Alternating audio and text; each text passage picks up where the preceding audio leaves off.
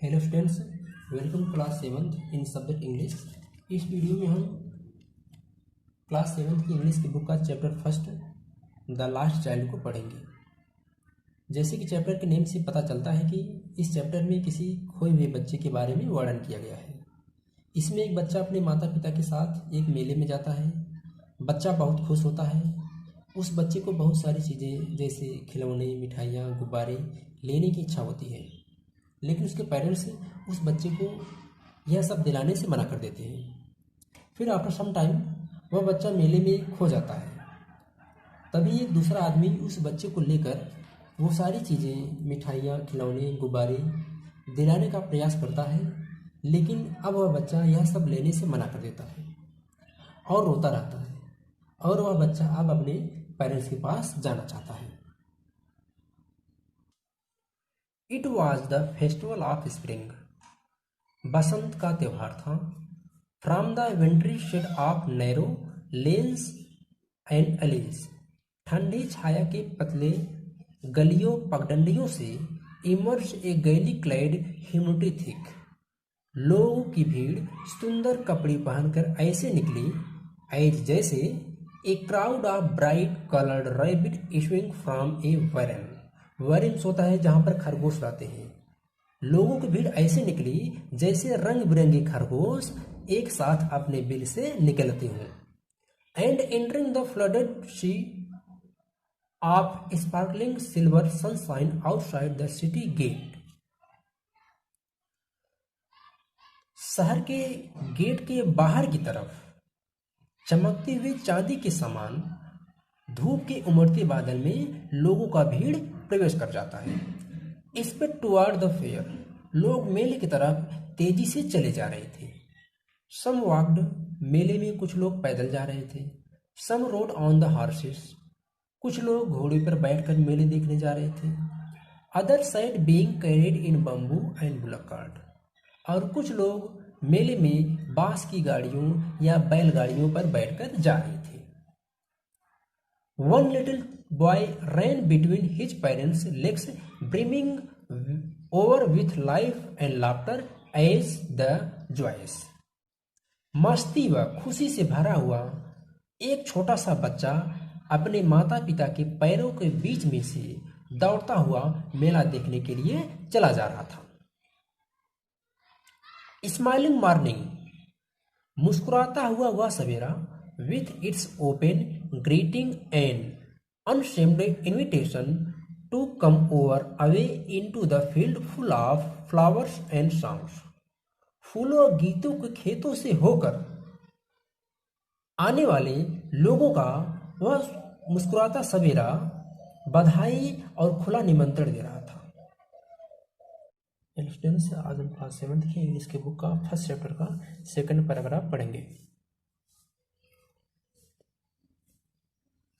Come child come, called his parents as he lagged behind, arrested by the toys in the shops that lined the way. Come child come, called his parents as he lagged behind.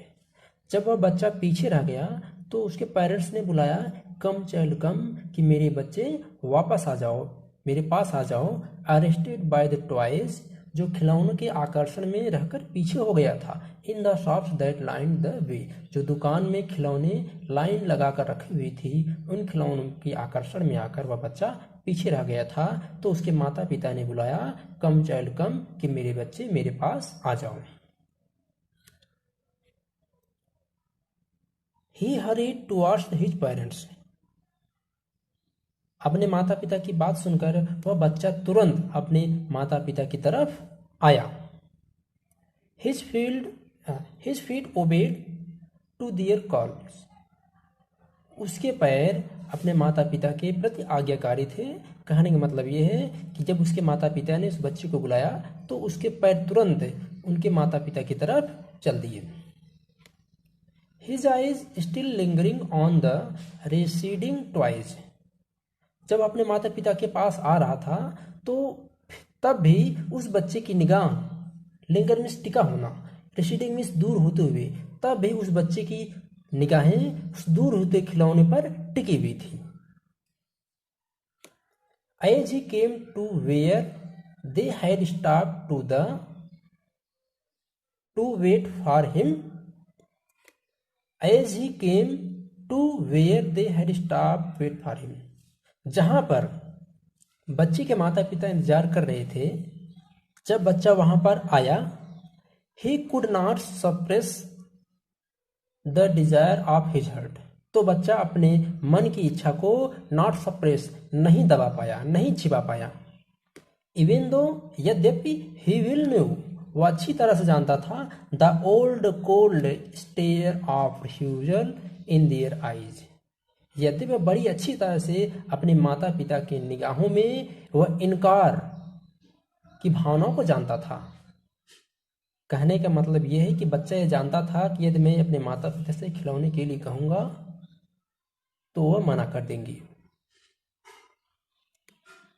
फिर भी I want the toy he pleaded, उस बच्चे ने अपने माता पिता से निवेदन किया कि मैं खिलौना खरीदना चाहता हूँ, मैं खिलौना लेना चाहता हूँ.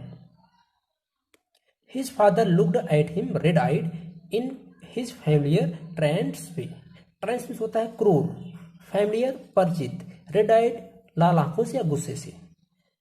जब उस बच्चे ने पिता से कहा कि मुझे खिलौना चाहिए, तो his father looked at him red eyed in familiar trend way, तो उसके पिता लाल परिचित आंखों से उसकी तरफ घूरने लगी, देखने लगी कि अब हम खिलौने नहीं दिला सकते. His mother melted by the free spirit of the day, उस दिन की स्वतंत्र घटना को देखकर, अर्थात उस घटना को देखकर उसकी माताजी मेल्टेड हो गई, उनका दिल पिघल गया. बिकॉज वाज टेंडर, क्योंकि उस बच्चे की माँ बहुत ही कोमल थी, दयाल हृदय की प्रतीत होती थी. And giving him her finger to catch, और अपनी उंगली उस बच्चे को पकड़ाते हुए सेड, बोली, look child where what is before you, देखो बच्चे आगे क्या है, तुम्हारे सामने क्या है. मतलब उसकी माता ने उस बच्चे का मन बहलाने के लिए उसकी अंगुली पकड़कर आगे ले आती है कि बच्चे देखो आगे क्या है.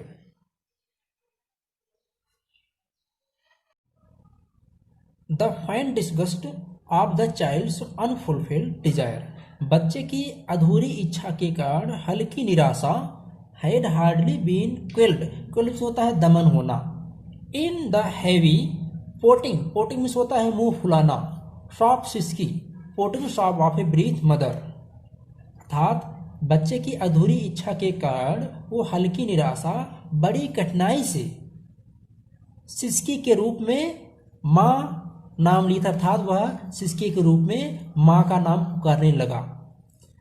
तभी तब the pleaser of what was before him, तभी उन सब का अनुभव जो उसके सामने था, व्हाट वाज बिफोर हिम, जो उसके सामने था, field his eager eyes, eager होता उत्सुक, वह नजारा जो कुछ उसके सामने था वह उसकी आंखों में समा गया. कहने का मतलब यह है कि बच्चा जब सिसकी लेके माँ माँ रो रहा था, तो वह जो आगे चल रहा था वह उसको भूलकर आगे का नजारा देखने लगा, वो सब उसकी आंखों के सामने आगे समा गए. They had left the dusty road, बच्चे और बच्चे के माता पिता उस धूल भरी सड़क को छोड़ करके आगे आए. On which they had walked so far, जिस रोड पर वे अब तक चले आ रहे थे. To wend it, wend means होता है मुड़ा होना या रास्ता बनाना. To wend its very, very बदलते हुए, very way circuitously to the north, जो चक्करदार घुमावदार काटते हुए उत्तर दिशा में मुड़ गई थी. अर्थात जिस रास्ते को चेंज करके नए रास्ते पर आए, वह नया रास्ता चक्करदार गोलाकार करते हुए उत्तर दिशा में मुड़ गया था. And had entered A footpath in a field, और एक खेत के पगडंडी पर प्रवेश कर गए, अर्थात वो रास्ता वह खेत के पगडंडी तक जाता था. It was the flowering mustard field, सरसों के फूलों से भरा एक खेत था. Pale like melting gold as it swept across miles and miles of even land, सरसों के खेत का जो फूल था वह पिघले हुए सोने की तरह मील मील तक अर्थात दूर दूर तक जमीन पर फैला हुआ था। अर्थात सरसों का फूल जो है सोने के रंग का होता है, तो देखने में ऐसा लग रहा था जैसे पिघला हुआ सोना हो, वो जो है दूर दूर तक मीलों मीलों तक फैला हुआ है। A river of yellow light, ऐसा लग रहा था कि यह एक नदी का पीला प्रकाश है। इबिंग एंड फॉलिंग, इबिंग मीन्स होता है उठना, फॉलिंग मीन्स गिरना। इबिंग and falling with each fresh eating, eating means होता है घुमावदार हवा या भंवरदार हवाएं, जो भंवर होता है आप देखोगे घुमावदार, वही होता है eddying. Of wind, of wild wind मतलब चक्करदार खतरनाक हवाएं कह सकते हैं आप। Wind and straying, straying means होता है घुमावदार या बांटना भटकना। At place into broad, eddying and falling with each fresh, ताजी हवा की झोंके सरसों के खेत में कभी उठ रहे थे तो कभी गिर रहे थे। ईडी ऑफ वाइल्ड विंड, अर्थात वे घुमावदार हवाएं जो खतरनाक हवाएं थी। एंड स्टेयरिंग एट प्लेस, वह जो है प्लेस इनटू ब्रोड, सरसों के खेत में जो हवा था वह सरसों के फसल को स्ट्रेंग भटका रहा था, अर्थात सरसों के खेत कभी इधर कभी उधर हवा के झोंके से बट रहे थे। इन ब्रोड, कभी बड़े आकार में बट रहे थे। रिच ट्रिब्यूटरी स्ट्रीम, कभी कभी वे सहायक धाराओं में बढ़ते थे। मतलब हवा के झोंके के कारण सरसों के खेत ये ऐसे लगते थे जैसे जल की धाराएं होती हैं या और कोई धारा होती है, उस धाराओं की तरह देखने में लग रहे थे। ये क्यों हो रहे थे? हवा के झोंके के कारण, क्योंकि हवा के झोंके के कारण सरसों के खेत कभी इधर कभी उधर चल रहे थे। Yet running in constant sunny sweep, yet means फिर भी, कांस्टेंट स्थिर, सनी मीन्स चमकीला, स्वीप मीन्स प्रवाह। Yet running in a constant sunny sweep, बताया गया कि चमकीले धूप के प्रवाह में यह हवा फिर भी लगातार दौड़ती हुई। द डिस्टेंट मतलब दूर की, मिराज मीन्स मृगतृष्णा, दूर के मृगतृष्णा of an ocean of silver light, चांदी के प्रकाश के सागर में प्रवेश कर जाता है। ये हवा जो है ये running in constant sunny sweep towards the distant mirage of an ocean of silver light, ये हवा फिर भी स्थिर धूप के प्रवाह में बहती हुई दूर मृगतृष्णा के चांदी जैसे प्रकाश के सागर में प्रवेश कर जाती है।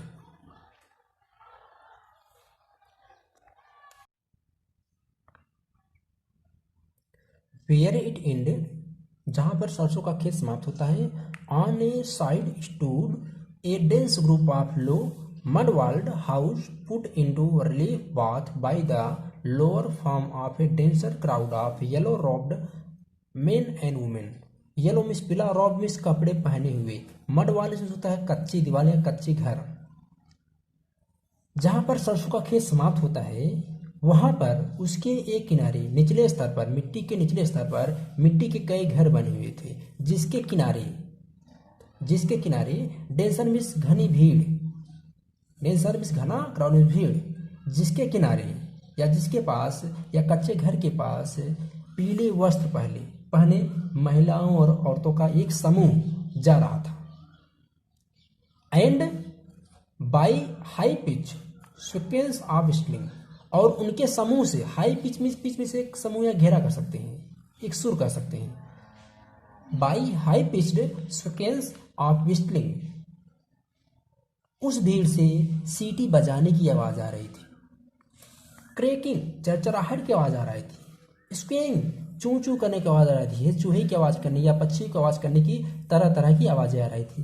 रोर गरजने की आवाज आ रही थी। हमिंग नॉइज भनभनाने की आवाज आ रही थी। हैज रोज फ्रॉम इट, अर्थात उस भीड़ से यह आवाजें आ रही थी। अक्रॉस द ग्रो मीन्स होता है उपवन या बगीचा, जिनकी भीड़ उस छोटे से बगीचे के पास से गुजर रही थी। To the blue throat sky, जो नीलकंठ आकाश, ब्लू थ्रोट,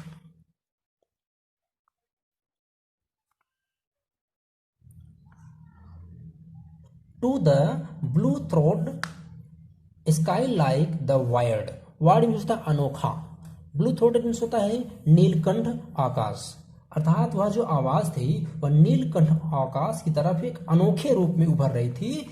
स्ट्रेंज साउंड, वह आवाज जो है एक विचित्र आवाज थी। ऑफ शिवाज मैट लाफ्टर, ऐसे लग रहा था कि भगवान शिव का ये रुद्र अट्टहास हो, अर्थात वह भीड़ की आवाज ऐसे लग रही थी जैसे भगवान शिव का एक तांडव या रुद्र अट्टहास आवाज हो।